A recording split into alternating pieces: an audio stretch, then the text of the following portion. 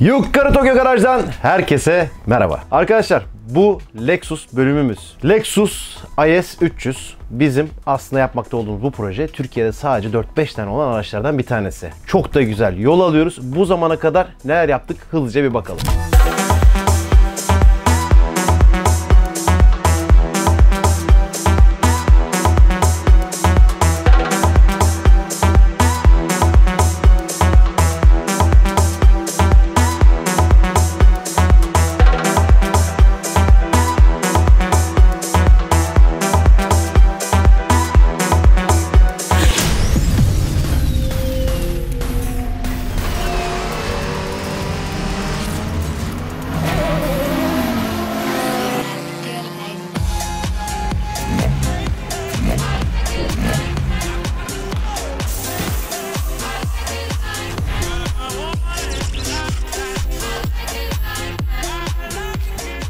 Evet, neler yaptık gördük. Peki bu bölümde neler yapıyoruz? Soru. Beğenmedin mi soruyu? Bu bölümde neler yapıyoruz? Beklenmediğim yerden sordun gibi oldu yani böyle. Bu bölümde aracın altını komple bitirip arabayı yere bastırıyoruz. Bitiriyoruz ilk defa. Hayır, arabayı bitirmiyor. Altını. Hayır, altını ilk defa Eskiden bitiriyoruz. 2-3 bölümde olan şeyler artık bir bölümde bitiriyoruz. Oh. Çok yoruluyoruz ama oluyor yani. Müthiş. Bu çağdaş servis iyi galiba. Ben artık anlamaya başladım çünkü bu işlerden çok servis değiştirdik biz. Bak bir şey söyleyeyim mi? Çok memnunum. Bak gerçekten çok memnunum. Bunca zaman çalıştığım bütün servislerden memnundum bu arada. Mesela AS86, GT-R, Clio bunları yaptığımız garajdan da çok mutluydum. Sıfır hata, sıfır pürüz, çok keyifliydi. Fakat orada şöyle bir handikap vardı. Orası yetkili bir servis olduğu için herkese alın araçlarınızı koştura koştura gelin diyemiyordum. Onlar da prosedürlere takılıyordu. Fakat şu an çalıştığım çağdaş servis özel bir servis olduğu için orada böyle bir sıkıntı yok. Yani yelpazedeki bütün araçlara bakabiliyorlar. Çözüm odaklılar, hızlılar. Tecrübe ettim. Etmeye de devam ediyorum. Kesinlikle öneririm hepinize. Her kitleye hitap ediyor yani. Tüm markalara değil. Tüm markalara. Evet. Süper. Geldik yine çağdaş servisteyiz. Enes'e giydirdim. Onu da 46 yaptım. Bir yakıştı. Tipe bak. Hemen show. Show business başlasın. Evet. Ben yoktum. Bayram vardı. Daha sonra bayram tatili vardı yani. Bayram kim demeyin. Biraz işler ilerlemiş anladığım kadarıyla bu süreçte. Daha önce A86'da ve GT-R'da yaptığım bir hatayı var. Onu bu sefer yapmayacağım. Abi şunları pütürlerken sarmıyordum. Nasılsa ben buna vidayı attığım zaman dişi açar diye. Öyle olmuyor abi. Çok zarar görüyorlar. Ama dişleri çeker, bozar sonra. Evet. Yani bu sefer Pütür.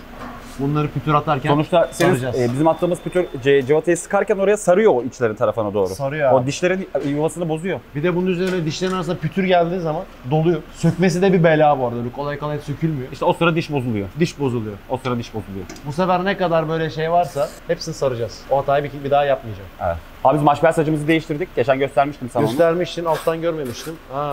Mastiği falan da çekmiştin. Evet, mastiği çektim. Şimdi sıra pütüre geldi. Pütürden önce altını ufak tefek bir iki düzeltmemiz gereken maşbel yerleri var. Şimdi onların düzeltmesini gerçekleştiriyoruz. Panelde, radyatör alt sacında yamukluklar vardı. Onları düzelttik. Çapraz ölçülerine baktık. Şimdi tabanını hallettikten sonra far tampon kaputla beraber ince ayarına geçeceğiz ki ondan sonra artık boya hazırlık kaportası üst kısmı. Tamam. Biz bugün altta bir işlem yapacağız herhalde. Şu an altta evet düzeltecek yerler var. Onları düzelteceğiz. Spot mu çekeceğiz? Ne yapacağız? Üstten de vuracağız, spotla çekeceğiz. Tamam. İkisi de olacak. Okey. Ondan sonra pas temizliklerini de yapalım. Hem düzeltmelerle ilgili bazı görüntülerimiz de olsun elimizde. Düzeltmeleri çekelim. Tamam. Hem temizlikleri çekelim. En son pütür de gelsin. Yarın pütürünü de atalım. Hatta mekanikle dizmeye başlayalım. Olur. Biz şimdi bu pasları da temizleyeceğiz. Pasları temizleyeceğiz. Düzelteceğimiz yerleri bitirelim. Ondan sonra paslara geçelim. İyi ya, şu çıktı aradan. O çıktı aradan hem de şeydi biraz yani. Mide bulandırıcı bir konuydu. O temizlendi. Kavisi mavisi de güzel vermiş ya. Güzel. Sadece ön tarafında sadece şurada bir tık daha böyle dışarıya doğru çektirme yapacağız. Onu da üzerine kaportayı koyarken çamurlukla beraber bakalım. Şu bölgesini biraz daha dışarıya alacağız. Sadece o kadar. O da dış sacdan yani, kalıptan değil. Kalıbı yerinde şu anda oturdu. Kapılarla vesaire. Geçen videoda gösterdiğim dalgalanmayı hatırlıyorsunuz. Enes bu sacı sıfırdan bastırdı. Çok güzel de oturdu. Bir de içine de kıvırdık içiyle beraber. Asıl evet, onu da olan gördüm. yeriyle beraber. Şu içindeki kıvırma da çok güzel olmuş. İçiyle beraber kıvırdık. Bayağı orijinal olmuş yani resmen. Evet. Çok güzel iş yapacak parça. Saç. Çok sevindim ya. Vallahi çok sevindim bu işe.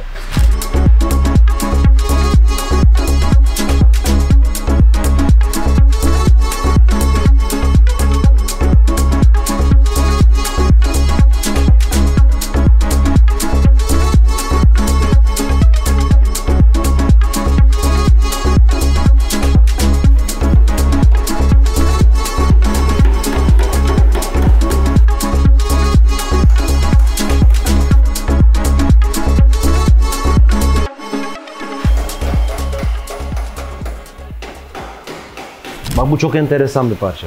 Bilen ne olduğunu biliyor da bilmeyenler için anlatacağım. Şöyle basit bir plastik parçası. Bunun üzerine bir tane böyle perdesi olması lazım. Şu an bunda yok. Ama bulacağım ben onu. İki tarafta da var bundan. Usta düzeltiyor. Buradan bir darbesi olduğu için o da yamulmuş. Bunun ne olduğunu anlatayım size. Şimdi diyelim arabanın içerisindesiniz. Kapıyı kapattınız ya da bagaj kapağını indirdiniz. Ne olacak? İçeride oluşan basınçtan dolayı kulaklarınıza basınç olacak. Bir. Bu onu engelliyor. Orada perde olduğu için hop açılıyor ve buradan dışarı veriyor. İkincisi tabii ki bagaj içerisindeki bir hava sirkülasyonunu da sağlıyor. Daha da enteresanı eğer bunlar olmasaydı, buralar kapalı olsaydı siz klimayı açtığınızda klima verimli bir şekilde çalışamayacak çünkü içeride oluşan basınçtan dolayı tahliye edemeyecek. O yüzden bunlar aslında çok önemli parçalar. Fakat bunların perdeleri bozuk olursa, yani şu an biz bunu kullanırsak da bu sefer ne olacak biliyor musunuz? Egzoz dumanını araba içeri çekecek. Mesela camı açtınız, içeride vakum oluşacak. Basınç değil, vakum oluşacak. Camdan çıkarken hava, arkadan da havayı çekecek. Arkadan çekerken de egzoz gazını çekecek. O yüzden bu parçalar çok önemli. Bozuksa değişmesi lazım. Bizimkiler de bozuk. Tamam, peki şunu merak ettim. Klima nasıl içeriği soğutuyor oradan hava giriyorsa? Oradan hava girmiyor. Klimadan giriyor. Ama hava giriyor. klimanın içine giriyor zaten. Hani dışarıdan alıyor ön taraftan. Filtreden geçiriyor filtresi olan araçlarda. İçeriye veriyor. Ama arabanın içerisinde de hava girebilecek belli bir kapasite var. Balon gibi düşün. Bir yere kadar üfleyebilirsin. Çok şiştiğinde zorlanır ya. Bir yerden tahliye etmesi lazım. Havuz problemi gibi düşün. Yıllarca bizi kandırdılar ya mesela. Havuz problemi diye. Evet, doğru. İşte ama üfledin, o havanın bir yere çıkması lazım. Ne oluyor? Arabanın arkasındaki tahliyelerden çıkıyor. Yani içerideki hava basınç olunca arkalardan boşalıyor. Yoksa içeride sıkışır hava. Anladım. Klimada üfleyemez. Tamam, şimdi anladım. Bu Oturmamış. örneklerden bir tanesi bu arada o kapaklarla ilgili. Tamam, anladım. Başka amaçları da yarıyor yani o kapak. Anlattım ya. Kapak derken bana mı kapak yaptın şu an? Anlamadım. Orada sen bir şey anlamadım.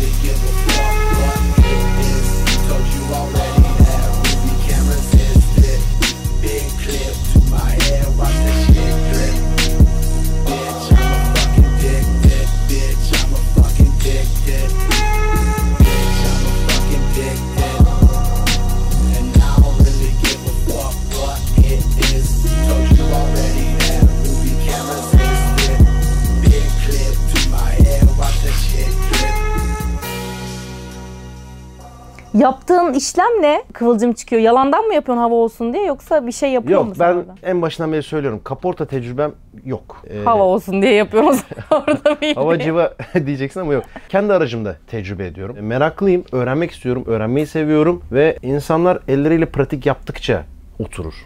O yüzden başkasının aracında yapacağımı kendi aracımda test ediyorum. Usta da bakıyor, doğru yanlış yönlendiriyor beni. Ama o el becerisini geliştirmeye çalışıyorum. Çalışıyorum yani, deniyorum. En azından deniyorum. Kaportacı olacağımdan değil ama niye yapmayayım ki yani? Belli olmaz, belki olursun. Belki de. Belki de. Çok yazlık modundayım bugün. Aslında planda bu yoktu. Başka bir şey giyecektim de evden çıkarken böyle buldum.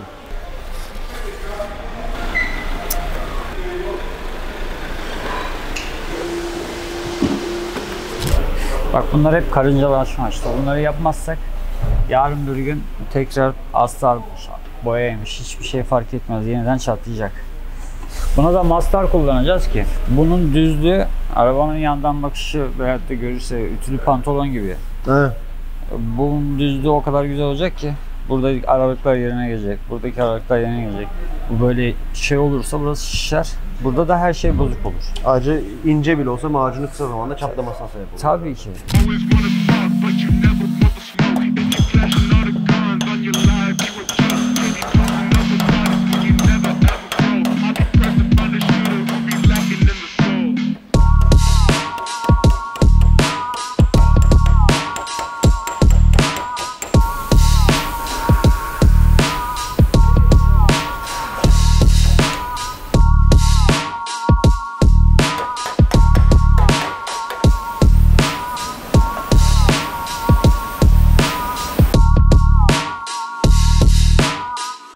Bu 10 sene önce boyaya hazırdı bu araç. Evet. Ya sen bu çamurluğun içini niye, yani tekrar niye böyle bir astar atıldı bilmem ne? Of. Onu anlamadım yani. Ben de anlamadım. Çamurlu sökünce gördük biz de. Ya ne diyeyim, araç dışarıdan astarlanmış da çok da iyi korunmamış. Eksik işçilik gibi geliyor bana ya. Hani daha iyi korunaklı bir halde kalabilirdi. Çünkü çamurlukların içindeki köşeler çürüyecek kadar bu arabaya ne oldu, ben de onu merak ettim. Artık oralara benim müdahale etmemem lazım. Bir yandan da bakıyorum, hani 23-24 senelik arabadan da bahsediyorum. O zaman haksızlık da etmek istemiyorum. Normal herhalde ya. Normal herhalde. Anladım. Şimdi bak burayı görüyorsun değil mi abicim? Bak böyle anladın mı olayı? Bak şöyle. Evet. Evet. Bunu böyle yaptığımızda çamurun direnci de çoğalacak. Köşelerde yerine gelecek. Bak burası mesela kırmış böyle. Bunu işte üstüne takarak anlayacağız tek tek. Bu tekrar sarı kaynağına mı dolduracağız? Bana sorarsan parça koyalım. Keselim buraya, atalım, yeni kapalım. Parça mı ekleyelim diyorsun? Ben oraya elimle parça yapayım bir tane. Keselim. Ya buraya kaynak doldursak ne olur? Ya öğrenmek için soruyorum. Kaynak doldursak ne olur? Aslında bir şey olmaz. Kaynağı yaptığımız yer güçlü kalır, etrafındaki yerler zayıf kalır. Biz bunu kaynağı temizlemek için taş yapacağız. Sonra zımpara yapacağız. Biraz daha zayıflayacak etrafı. Ama bunu tok yerlerinden kesersek, ağız ağza kaynatırsak... Ne kaynağı yapacağız bunu? Normal oksijen. Oksijen. Şöyle şuradan söyle. Mesela biz buna şey yapsak, argon kaynağı, ya punta kaynak yapsak buna, doldursak bunu, yapsak da oksijen kaynağına girmesek. Şöyle, oksijen kaynağı elimizde varken bunu kullanabiliriz ama hani bu bazı yerlerde yasak kullanılmıyor ya, onun yüzünden kullanıyorlar argonu. Mesela ben oksijeni argona tercih etmem böyle yerlerde. Ben sacı ısıtmayalım diye diyorum. Saç zaten çürük şu anda. Isıtmamız lazım ki çürüğü kurtarmamız için. Zaten saç astarı falan kullanıyoruz diyor. Sana güven, güzel olacak. İşin ustası sensin. Sen ne diyorsan o. Senin birine işin ustası sensin abi deyip çekilmen içinde bir tereddüt kaldığını gösteriyor. Yani tecrübelerime dayanaraktan. Yani sen birine işin ustası sensin diyorsan bir şey yapmışsındır. Hoşuna gitmemiştir o. Ne hoşuna gitmedi? Bilmiyorum, bu sadece benim düşüncem. Ya şimdi az önce de dedim, kaporta benim anladığım bir alan değil. Ama hepimiz kulaktan bilgi sahibi oluyoruz, bir şey duyuyoruz, insanlar bir şey anlatıyor. Yani oksijen kaynağından beni zamanında soğuttular. Yani anlatılanlar bana mantıklı geldi ve soğudu. Ben de o yüzden sorguladım. Öğrenmek istiyorum yani. Daha iyisi var mı bu işin diye. Ama bir gerçek var, orada yılların emeğiyle çalışan bir usta var. Benim ondan daha iyi bilme şansım yok. Hani sonuçta o adam her gün onu yapıyor ve onun sonucunu da biliyor. Ben sadece biraz daha öğrenmek için soruyorum ya aslında, öğrenmek için. Zaten çürümüş bir parçadan konuşuyoruz. Sağlam bir parça üzerine girmiyoruz. Ne bileyim, kafam karıştı benim de ya. Yani şu kaynak konusuyla ben bir eğitim alayım. Bak almadım saç ve kaynak işleriyle ilgili. Onun için bir fikir sahibi olamıyorum. Bak boyada almıştın, ne kadar işine yaradı. Evet, bak boya konusunda gittim, sertifikam bile var. Evet. Hani ürün kullanım sertifikam bile var. Bir fikir sahibiyim, bilgi sahibiyim fikirden ziyade. Ama bu konuyu bilmiyorum işte ya. Bilmediğim için de soruyorum. Alınmasın, neyse, usta işini biliyor ama ya. Tabii biliyor ya, o çok belli. Üf. Şimdi bak Ya böyle dünyanın yerlerde... sonu değil ama olmasa da. Evet. Şimdi bak böyle yerlerde oksijen değil de argon koyarız, yani punta o daha güçlü olabilir. Ama ben bu sacı atıp buradan yenisini koymak daha güzel, daha hem çamurun ömrünü kazanmış olur. Ne yapacağız peki? Ne öneriyorsun? Benim dediğim gibi keselim, parça koyalım. Bunu kesip aynısını mı yapalım diyorsun? Yok, bunu ben şeyle... Ha, bu bölgeyi oksijen, bu bölgeyi kesip atabiliriz, yenisini koyabiliriz veya oksijen kaynatabiliriz. Her şey olabilir burada. Senin içine ne siniyorsa onu yapalım. Benim içime bunu kesip yenisini koymak gerekiyor. Okey. O zaman öyle yap. Şu bölgeyi tartıştık demin. Ben dedim buraya kaynakla doldur, devam et dedim. Evet. O da parça kesip koyayım dedim. Kaynakla doldurup devam ederse yarın bir gün ön tampondan yasladığında bu çamurluk ileri geri braket dolayısıyla oynar, oradan da çatlatır işlemi. Diyorsun. Evet. Parça koyup kaynatırsak sorun yaşamayız. Peki ben de dedim ki parça koyup kaynatırsak oksijen kaynağıyla saçı ömrünü yiyeceksin diye düşündüm. Ama zaten burada o geçmiş buradan. Hani yeni bir çamurluk olsaydı okey dediğimiz doğru. Yeni çamurluğa bu işlemi yapmayalım derdik. Küçük üzerine lokal tedaviyle halledelim derdik. Ama zaten içinden geçmişler çamurluğu. O da aynısı. Bundan sonra bu daha ömürlük, daha kalıcı nasıl olur ona bakalım abi. Okay. Zaten o bizim endişemizi yapmışlar. O çok geçmiş. 10 sene olmuş. Evet. Tamam. Çok güzel değil mi? Evet. Benim çok hoşuma gidiyor Güzel detaylar. işler, aynen öyle. Güzel Şu işler. Toyota detayları çok hoşuma gidiyor benim.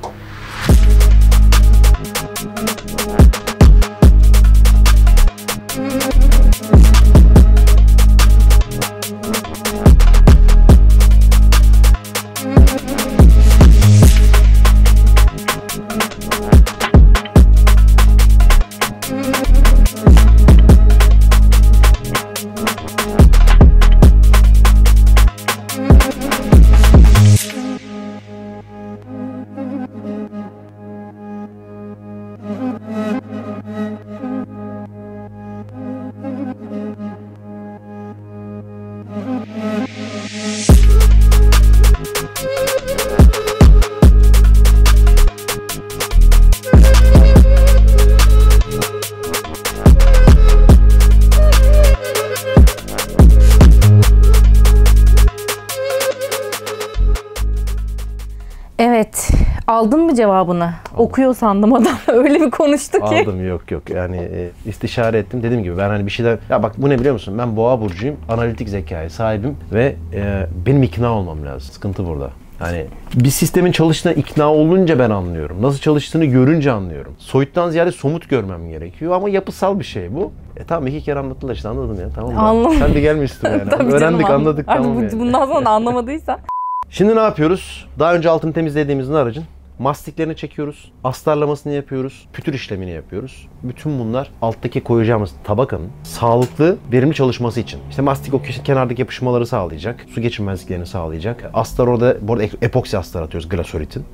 Ve glasolit astarda mesela paslanma, korozyonu engelleyecek. Pütür de hem yalıtım özelliği sağlıyor. Isı yalıtımı da sağlıyor. Ses yalıtımı da sağlıyor. Bir de biraz daha yumuşak bir malzeme. Taşlar maçlar vurduğu zaman daha ses geliyor falan. O işlemi hallediyoruz ve altı topluyoruz. Süper.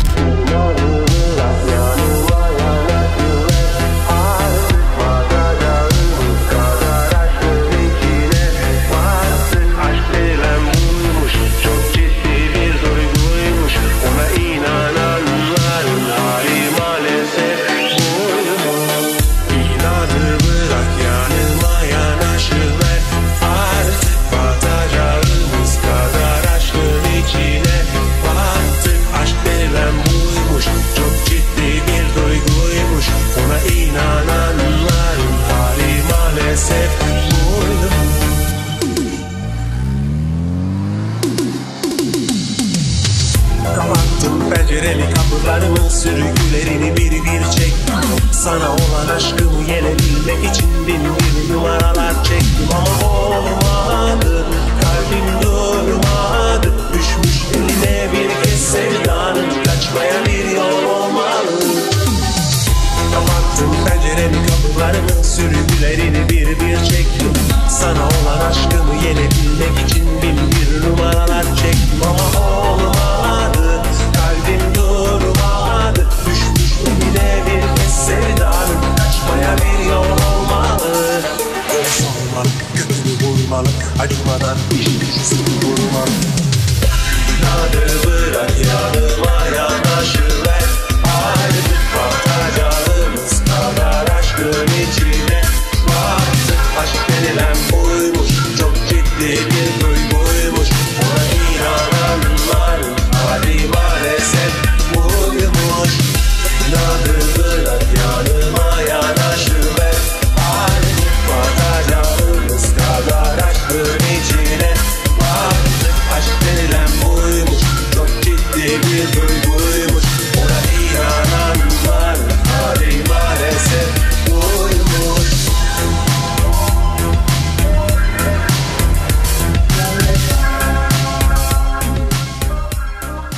Videonun şu aşamasına kadar olan çoğu çalışmayı sezon finalinden önce tamamlamıştık ama tatil yapıyorum dedim. Bırak 5 gün tatil yapmayı, o 5 günde 2 gün zaten çalışarak geçtiğini fark edip anladım ki çalışamayacağım. Devam ettim. Ve tabii sizin şurada birkaç dakikada izlediğiniz bölümde en az 1 ay işçilik yatıyor. Ya bu felsefik konuşmanın sonu ne olacak? Ne diyeceğim? Bilmiyorum. Ay, öyle ciddi girdin ki ben çok heyecanlandım. Neyse başka bir konuya değiniyorum. Amortisörler. He. Amortisörlerle ilgili. Bu arada ben amortisörler 2 bölümde 0-0 diyorum ya. Amortisörler 0 değilmiş, tamam mı? Allah Allah. Ben çünkü amortisörleri görmediğim için. Cem abi de zamanında bana şey demiş. Ya ben onları yeni taktım falan deyince ben zannettim ki onlar yeni takıldı ve araba hiç yürümedi. Meğerse kullanmış zaten. Ama 0 değilmiş. Gebze'deyiz. Değişik bir yere geldik. Bizim Polat Maxi Garaj yönlendirdi. Osman Çevik'le daha önce tanışmıştık. Burası da Çevik Coilovers. Aşağı Instagram hesabını bıraktım. Daha çok offroad araçları ve yarış araçlarını yapıyor ama gel dedi ben senin işini çözerim. Bakalım çözebilecek mi? Uğraşacağız.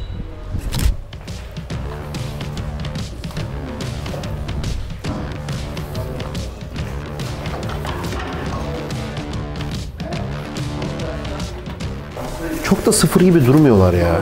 Biraz kilometre yapmış olabilir mi acaba? Çalışmış değil mi bunlar biraz? Çalışmış abi.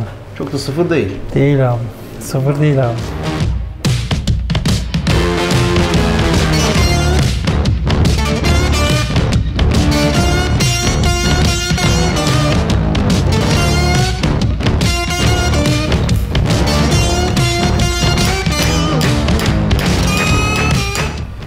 Biraz buna pas sökücü sıktım. Sonra balta spreyi temizledim. Düzeldi. Bu da açıldı. Açıldı mı? Açıldı.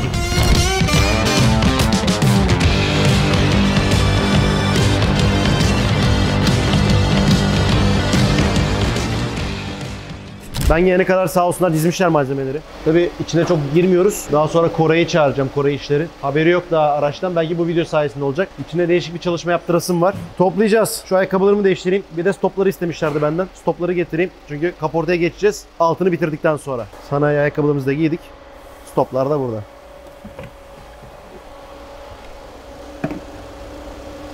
Aslında stopları şeye götürmek istiyorum. Mika ile.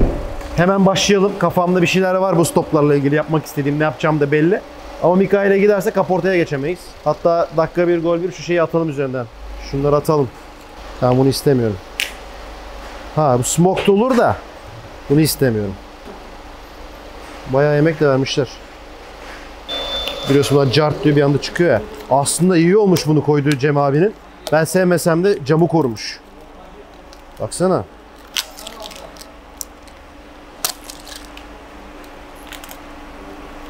Aa, tamam. Tamam. Anlaşıldı şimdi. Bize bir takım stop görünüyor. Evet. 2 parça kaldı, neyse. İkisi de aynı yerde kaldı neredeyse. Okey. Şuralarda biraz boya eksiği vardı, onları tamamladık. Hadi başlayalım bakalım.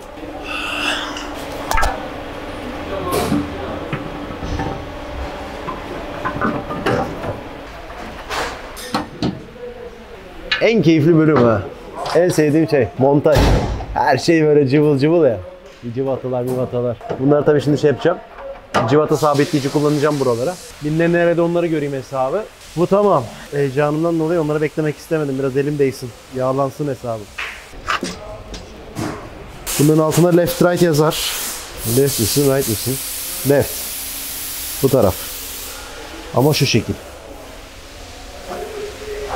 Tamam. Bunun kamber kastler ayarı olması lazım. O da şunlar. Sökerken eski bölümlerde hatırlarsınız. Çocuğa şey demiştim Söken Usta'ya. Yerini hatırlayacak mısın bunların diye. O da benim işim bu demişti. Şimdi çocuk burada olmadığı için. Usta söktüklerini yerini hatırlayacak mısın takarken? Ben 8 yaşından beri bu işi yapıyorum. Ben direktlere araba hazırlıyorum. Yok, iş anlamında değil. Hani bu arabanınkileri hatırlayacak mısın anlamında söyle. Merak etmeyin. Bu arada kopmaya hazır mısın? Çiçek gibi bir esprim var. Gözünü seveyim bak. Çiçek dalında güzel. Koparmayalım dur. Bir şey söylesene, dış ses mi oldun bir anda? Sen espri, sen yapma, ben yaparım. Sen yapma, ben yaparım. Ya tamam, şiir okuyayım o zaman bir tane. Şiir? Sen left misin right mısın dedin ya, ben ona şiir yazdım. Ne geliyor acaba? Ne olur okuyorum. Tükür bir de. Left misin right mısın? Dış ses seni baymasın. Bu sezon videolar Şampiyonlar Ligi. Kalbi olan bakmasın. Nasıldı ama? Güzel yani o her bölümün sonundaki iğrenç esprilerinden bekliyordum ama tamam. Yok ama bu şiir. Bu duygusal. Left misin right mısın?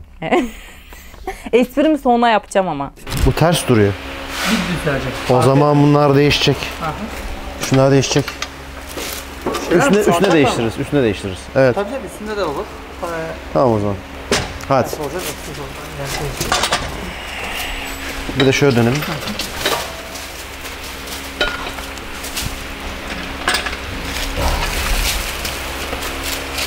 Gerek kalmadı ya. Çok ağır değilmiş. Efe. Bak şurada 4 tane büyük saplama var. Evet, bir kalınlığına bir kalınlığına. Heh.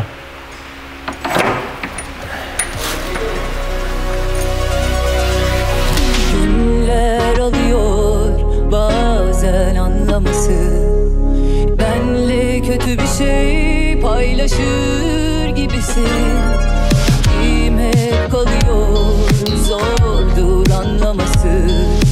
Sen de derdini saklayan birisin. Gece sever üzülleri, vardır yine bir bildiği. Yağmurumdum, yavaş yavaş diniyorum.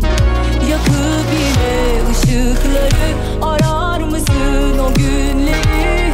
Bitiyor artık ve bunu çok net görüyorum. Hiç kimseyi seninle aynı tutmak olur mu? Aşk bir keredir, bir sonraki aynı yeri bulur mu? Yürüyerek gidiyorum, hiç acelem yok ayrılığa. Seninkisi bitmiş olabilir, benim duygum bir bela.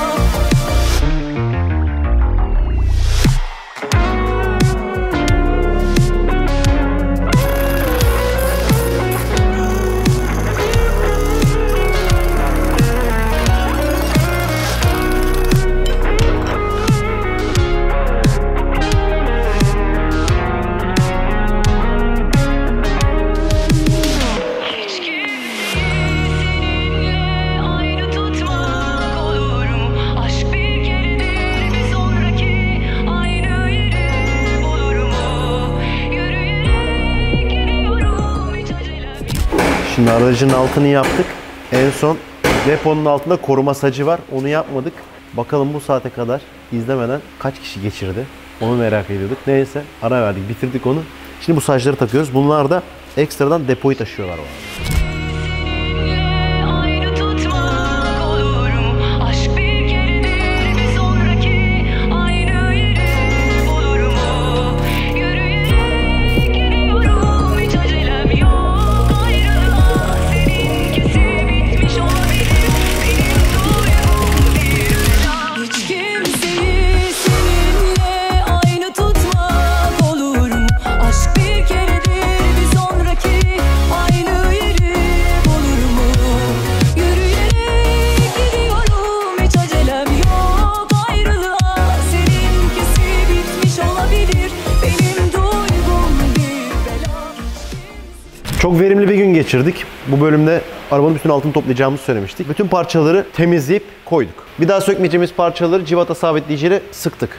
Alt travers gibi. Onun dışında bunlar zaten yenilenecek. Fakat bunların yurt dışından gelmesi gerekiyor. O yüzden şu anda biz arabayı topluyoruz. Sonraya bırakıyoruz o işleri. Arka takımı topladık. Yine sökülmeyecek parçaları civata sabitleyiciyle sıkıştırdık. Diferansiyel, aks her şeyi koyduk. Sıra kaldı amortisörler. Bir de arkalarda şunlar kalmıştı. Bunların arka üst salıncakların rotillerini sipariş etmiştik. Onlar sadece yanlış geldi. Onlar değişecek. Onları ben yokken Murat ustalar halledecek zaten. Sonra arkayı da tamamen yere bastırmış olacak. Haliyle bu aşamayı da tamamlamış olacağız. Biz şimdi arabayı yere bastırıyoruz. Bir sonraki bölümde de artık üst taraf kaportaya dalıyoruz. Bu arada şunları da göstereyim böyle. Aa, Harry Potter mı o? Ha. Ne Harry Potter'ı ya? Harry Potter. Silvia logosu. Ha, ama Harry Potter. Bunu bilirsin logosu. ama. Bakayım. Aa, Vectra logosu diyor. Vectra tabii efendim. Şimdi hadi 86 diyeceğim, sen bunu da Allah bilir ters okursun. 98 olsun senin için. Ha? Evet. EA 98. Yani hadi bunu da bil de göreyim seni. Biz söyleyeyim, bu ne biliyor musun? Inception bu. Tabii efendim. Boşver. Bilenler ne olduğunu aşağıya yazsın. Neyse yeni şapkamız. Havamı da atmış olayım dedim. Güzelmiş. İstediğini yapıştırabiliyor musun oraya? Benim sağladığım patchleri Ha. yapıştırabiliyorsun. İstediğini değil. Ben oraya var ya bir vesikalığımı koyarım. Vesikalığımı yapıştırırım ben oraya. İyi. Ben bunu Evet. bırakırsam şey olur mu millet hani? Abi onu niye düz yapıştırmadın? Tutuluyorlar. Evet evet, Başak Burcu çok var. Valla çok güzel bir haberle buradayız. Enes sağ olsun. Ben yurt dışından sipariş verince kadar bunları bulmuş. Bunların sıfırları geldi. Diyordum ya bunları değiştireceğim diye. Bundan kurtulduk. Kutu komple tadilat gördü. Rot kolları, rot başları ve körükleri değişti. Buradan da yırttık. Ayrıca bu rotiller de yenileri yurt dışından gelecekti. Bunu da çözmüş. Bu da halloldu. Yani geriye aslında ileri vadede değişecek sadece şu iki kol kaldı. Bir bu, bir de arkada körüğü bozulan başka bir viraj demiri. Ama şu an elzem parçalar değil. Yani projede ilerlememize engel değil. Onlara böyle araba yürüdüğü zaman bile değiştirsek olur. Bitiriyoruz. Bu arada Enes Bey de iyi. Çok iyi. Çok iyi. İlk başlarda yani o kadar böyle şey diyorduk ki yani hallederiz falan. Ya bizim bir tane hallederiz kaderimiz vardı. Selam olsun buradan da. Enes'te maşallah var yani onu bulurum bunu bulurum dediği her şeyi buluyor. Evet. Ben yurt dışından sipariş edinceye kadar parçalar buldu. Helal olsun ya. Onun bir stoğu var, onun deposu var bence. İyi de bu arabanın ne işi var? Bu arabanın parçasının ne işi var? Zaten Türkiye'de 4 tane var. Onu nereden buldun arkadaş? Onu nereden buldun? Yani. Helal olsun. Rengi ne olacak bu arabanın? Renk. Bak 2 tane anket yaptık. Bir tane burada YouTube'da yaptık. Bir tane ben Instagram'dan yaptım. 3 tane renk belirledim. Çok kafamız karışmasın diye. Siyah, beyaz, mavi. 2 ankette de açık ara mavi kazandı. Allah Allah, bu takipçilerim mavi. GTR'da da ben mavi. Bir tane mor diyen kadın vardı. Yemin ederim aynısı olacağım ya. Bak. Perde mor, koltuk mor. Abajurlarım mor, tabla mor, halım mor. Şimdi mavi bu araba yakışan bir renk. Benim hakikaten gönlüm beyazdan yana. Acaba dedim siyahla beyaz olmasın diye mi maviyi seçiyorlar? Hani siyah olmasın, beyaz olmasın, alternatif ne var? Mavi var diye maviyi seçerim mi diyorlar diye Instagram üzerinden, Tomofili hesabım üzerinden yaptığım ankete bir de diğer ekledim. Anladın mı? Anladım. Diğer %3 çıktı. %58 mi 68 mi ne çıktı şey? Kaç çıktı mavi? 58 çıktı. Bak mavi %58 çıktı. Şimdi espri yapacağım olmayacak. Yani çok yüksek çıktı. Anladığım kadarıyla gerçekten insanlar mavi istiyor. Ben de gerçekten beyaza yakın olsun istiyorum. Şimdi ben beyaz yaparsam diyecekler ki o zaman niye anket yapıyorsun? Orada bir arada gidip geliyorum. Fakat yakın çevremde otomobille aşina olan insanların hepsi doğru. Niye mavi abi? Başka araba mavi olur da bu araba niye mavi? Deyip benim kafamı iyice karıştırıyorlar. Evet ya, mavi. O yüzden yorumlar altı belirtin. Yani bir anket daha açayım. Ankete bütün ana renkleri koy ya. Benim istediğim olana kadar anket açacağım gibi gözüküyor. Bütün ana renkleri koy ya. Sarı, kırmızı, mor, pembe, mavi. Yapmayacağım renkleri koymamın anlamı yok. Hani siyahtan vazgeçtim. Siyah gerçekten çok düşük ortalama alıyor. Ben beyazla mavi arasındayım. Mesela çok kafam karıştı ya vallahi. Bak beyaz yaparsam iş başka yere gidecek, mavi yaparsam iş başka yere gidecek. Hakikaten çok aradayım yani. Allah, maviden ben bıktım ya. Her ankette mavi çıkıyor ya. Diyecekler niye anket yapıyorsun o zaman? O zaman maviyi koyma ankete. Tamam yeni bir anket koyayım. Siyah mı beyaz mı? Konu kapansın. Ya da bir anket koy sadece beyaz. Bak onu da yapacağım. Anket beyaz. İnci beyazı bilmem ne beyazı. Aynen, beyazın tonlarını koy. Kapatabilir miyim? Hayır, İşlerim var mı? esprim geliyor. Sonda yap demiştin. Aynen, tamam. Bunu şey yapma. Kolu olmayan Karadenizli Lexus'a ne denir? Kolsuz. Bilexus. Ne? Bilexus. Bilexus.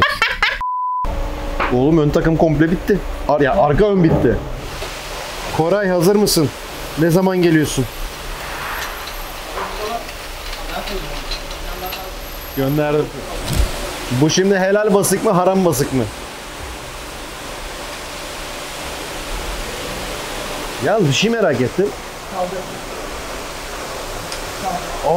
Amortisör olmasa bile stoperleri durduruyor bir şekilde.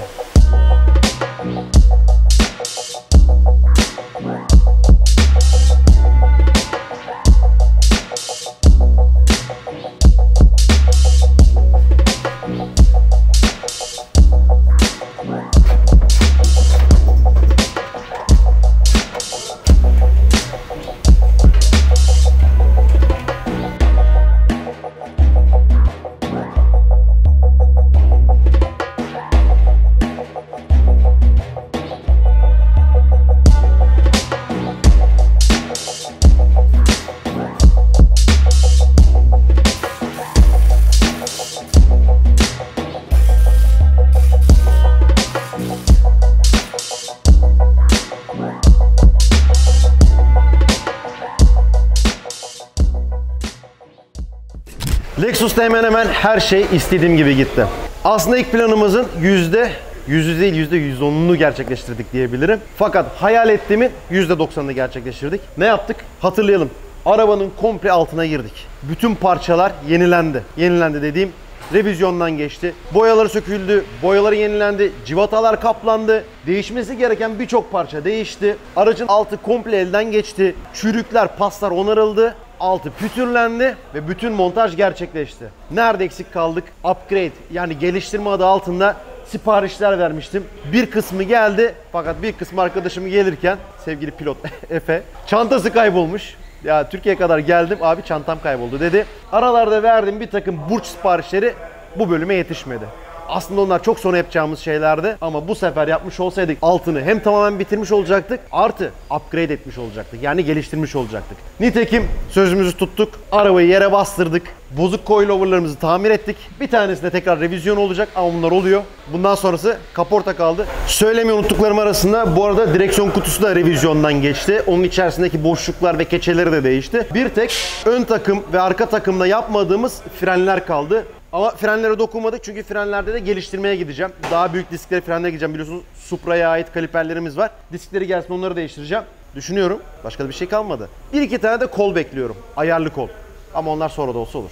İzlediğiniz için teşekkür ediyorum arkadaşlar. Lütfen kontrol edin. Abone olmadıysanız mutlaka abone olun. Bu arada renkle ilgili tartışmalarda da yorumlarınızı bildirmeye devam edin. Sizleri seviyorum. Bir sonraki bölümlerde görüşürüz. Hoşçakalın.